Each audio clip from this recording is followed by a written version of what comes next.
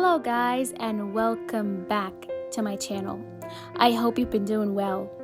Today's video, as you've seen from the title, is about the Korean national holidays. So grab your cup of tea and let's get started.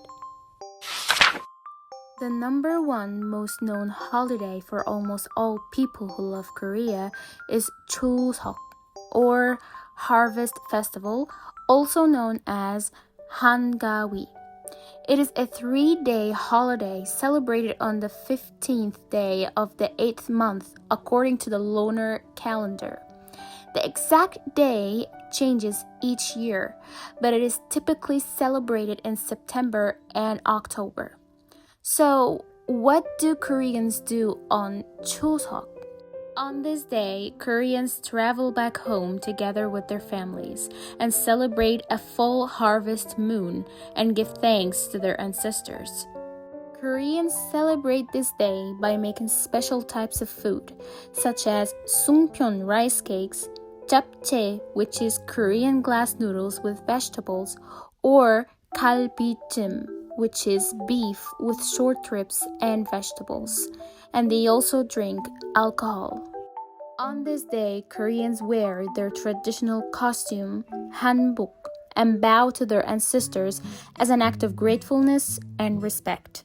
Koreans also love to play games and give gifts to each other on this day.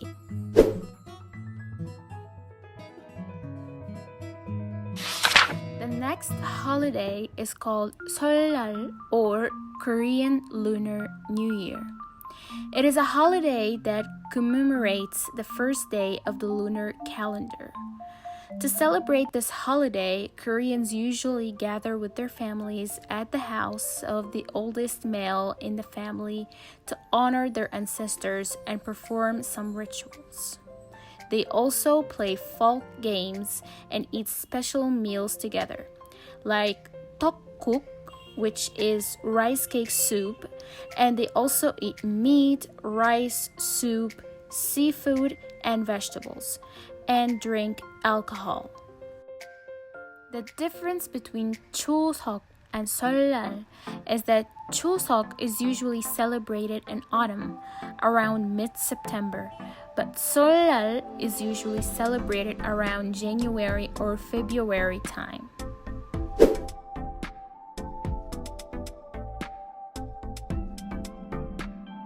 Next we have 어린이날, or the Children's Day holiday.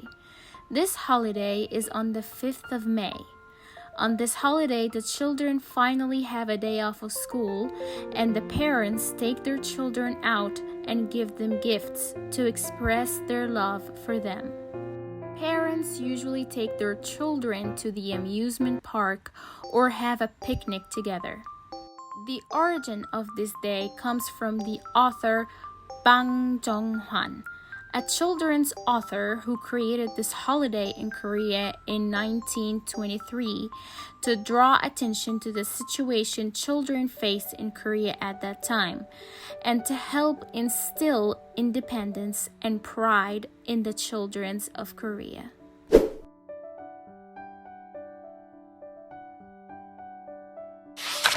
The next holiday is called 광복절, which means restoration of light.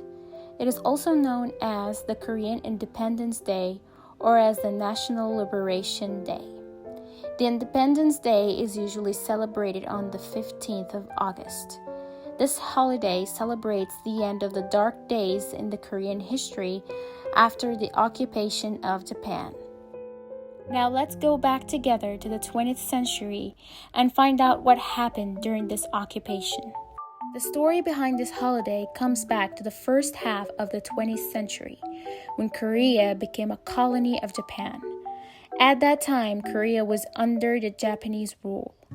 They were forced to have Japanese names and provide labor for them. They were also forced to enter the Japanese army during the end of the Second World War. During the Japanese oppression, many Koreans stood up against the Japanese and often paid for their defiance with their lives.